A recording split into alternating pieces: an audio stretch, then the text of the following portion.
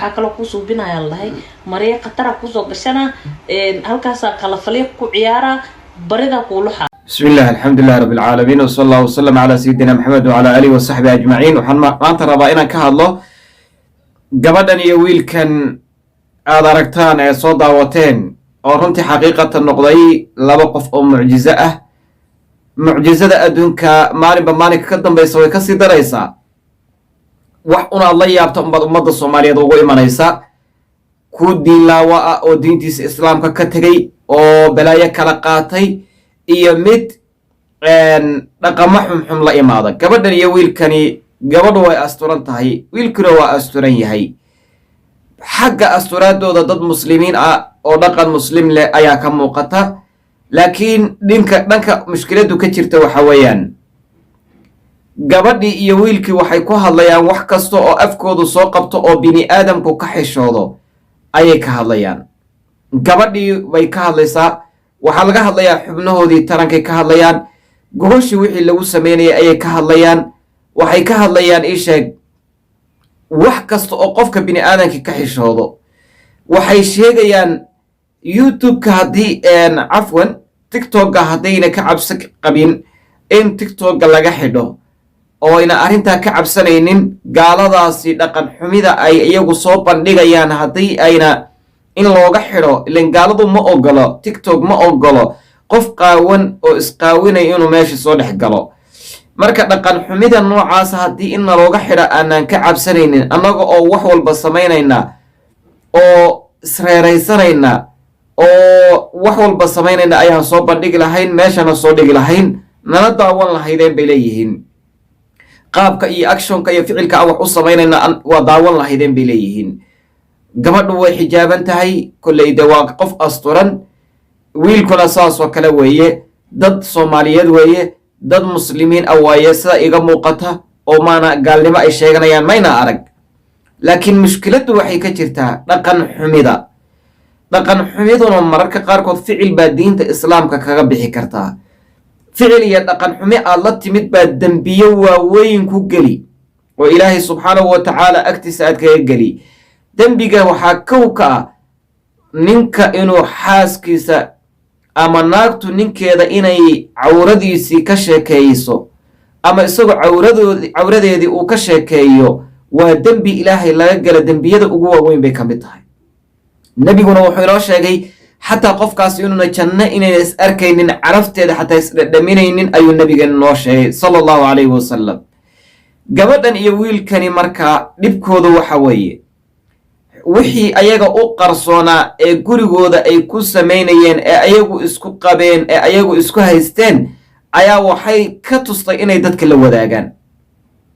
niman yahow hal baan idiin sheegayaa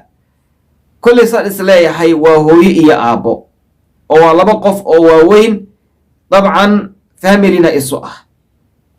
sida ka muuqata iyagu noomayna sheegin laakiin sida ka muuqata nin iyo naagtiisii baa ka muuqata ama hadalladooda u eg yihiin dadkuna u fahansan yihiin waxaana aaminsanahay aabba wiilal iyo gabdho dhalay inuu yahay ayaduna hooyo gabdho iyo wiilalba dhashay inay tahay baan aaminsanahay waxaa laga yaabaa marka intan yare dhibaatadan ay samaynayaan iyo balaayadan ay samaynayaan iyo ceebtan ay samaynayaan iyo waxan ay soo bandhigayaan inay ka raadinayaan magac halla idin wadwado Soomaalidu qofka maaragtay markuu wax aan dhaqan ahaan jirin diinta ka fog markuu la imaado way wadwadaan kula dagaalama ku taageera inkastoo ayna taageerada u badnayn waa la dagaalamaa waa la wadwadaa social media meel kasta Facebook iyo YouTube iyo Instagram iyo wax kasta la dhigaa kadibna qofkii caamnimo ka helayaa hadhowna wuxuu dhihin baraanki bay ahayd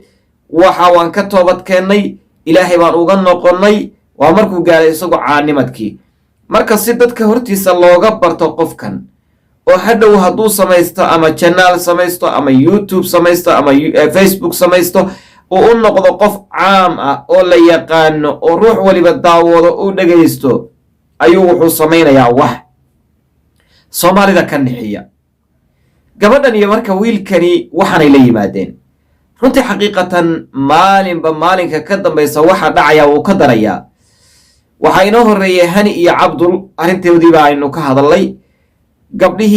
gabadha dilayay baa inoo horreysay, waan la yaabanayn. gabadhii iyo hooyadii siisay ilmaheeda baashii la dhihi jiray shiishadda ayaa iyadana aynu soo aragnay. kii aabbihii dilay baynu soo aragnay, kii hooyadii dilay baa jiray. laakiin waxaa la yaab leh oo maalinba weji cusub inagu noqonaysa nin xaaskiisii waxay isku sameeyeen ka sheekeynaya, gabar ninkeedii waxay uu ku sameeyey iyo cawradiisii ka sheekaynaysa, gogoshoodii ka sheekaynaya. haddana ma kala maqno meele ma kala jooga, iskala fadhiya. ayadiibaa horay soo fadhida, commentigii dadku ay siinayeen bay aqrinaysaa, ka jawaabaysaa. isaguna gadaal buu kaga tiirsan yahay, markaasuu isaguna commentigii buu qaybtiisa ka aqrinayaa. markaasaa jawaabta la bixinaya, waa la isla qaadayaa. tani markay ereyga tidhaahdo xun ee faaxishada ah, isagana ereygii faaxishada ahaa buu ka daba dhahayaa, wuu sii ta'kiidinayaa, wuu sii tafatirayaa, wuu sii tirfactirayaa. kolba sidaa tidhaahdaba isagiina maxaan dhahaynaa marka maxay inagala gudboon ka shacab ahaan, soomaali ahaan maxay inagala gudboon wiilkeenna iyo gabadheennaa soomaaliyeed iyo wiilkeennaa soomaaliyeed? anigu waxaan dhihi lahaa horta yaan la habaarin. haddii la habaaro shaydaan baa ka faa'iidaysan, gaalnimo iyo balaaye iyo waxaa laga yaabaa haddaybana hadda ku jirin fasahaad kale iyuu kusii dhex ridi. kamana maaranno inay walaaladeen, gabadha walaasheena iyo wiilka walaalkeena dad muslimiin inoo ahaadaan, kama maaranno. maadaamaan ka maaranin habaari mayno, laakiin waxaan leenahay waan waaninaynaa, waxaan u sheegaynaa diinteenna islaamka gefka ay ka gelayaan, waxaan u sheegaynaa dhaqankeenna suuban. oo maxaan leenahay? nebigeennu sala allahu calayhi wasalama wuxuu yidhi kullu nnaasi mucaafa, qof kastoo bini aadamka ah dembiga uu sameeya hadduu ka toobad keena waa la cafiyaa, ila almujaahiriin, kuwa xumaanta la qasta ee bannaanka soo dhiga ee dadka u soo muujista mooyaane, inta kaleba dembiyadooda waa la cafiyaa. dembiga marka ilaahay laga gala dembiyada ugu waaweyn waxaa ka mid a intaad macsiyo samayso, xumaan intaad samayso. dabcan haddaad reer isu tihiin xumaan ma aha, waxaad samaysaan waa xalaal. laakiin wixii xalaasha ah haddaad bannaanka kaga sheekayso, dadka aad la wadaagayso, gabdhahaad la wadaagayso iyo wiilashaad la wadaagayso, xaaraan bay ka tahay inay ku dhagaystaan, xaaraan bay ka tahay inay ku ogaadaan. haddaad is ogeysiiso ood xubinkaagii taranka iyo wixii idin dhex marayey iyo wixii xaasnimo idinku dhex marayay ee idiin qarsoonaa ilaahay idiin qariyood gurigiinna dhexdiisa ku samaynayseen, haddii aad bannaanka soo dhigataan,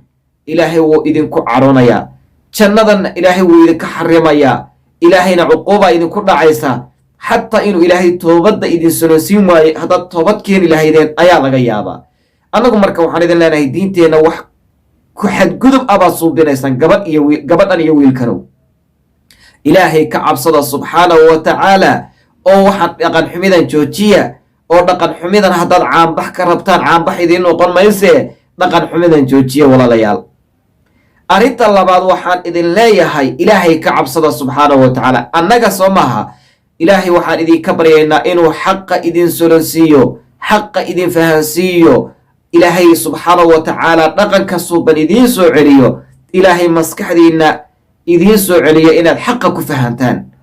sababta shaydaanku hadduu idinka faa'iidaysto, annaga wax noo soo gelaya meeshii ma jiro. walaal iyo gabar walaashan iyo wiil walaalkana ayaa naga fasahaadaya. marka annaga dad kama maaranno, walaalkanoo muslima kama maaranno, walaalkanoo soomaaliyeed oo annaga dhanba 20 milyan xataa ma gaadhna mise maba gaadhna aan ku muransannahay kama maaranno. kuwaa naasa la baxay oo intay istureen naasa dumar la samaystay oo rag ahaa, kuwa gabdha ahaabaa rag iska dhigay oo qalabkii ragga samaystay oo soomaali ahaa. kuwaa intay qalabkii raggaba iska gooyeen ayay dumarnimo bidixda ka laafiyoonayaan. kuwaasoo dhan way naga fasahaadeen. maanta meel ay ka soo laaban karaan ma joogaan, ilaahooda way u toobad keeni karaan, laakiin way waayeen waxay rag ku ahaayeen. kuwii dumar ahaa waxay dumar ku ahaayeen way waayeen. wixii waxaa laga dhigay gacan ku samaysyaha loo sameeyey, waxaa loo tumay waxyaabo aynaan garanaynin. idan waxaan idin leeyahay walaalayaal, faaxishada joojiya. gabadhan iyo wiilkanow faaxishada joojiya. walaaladana soomaaliyeed ayaa tihiine.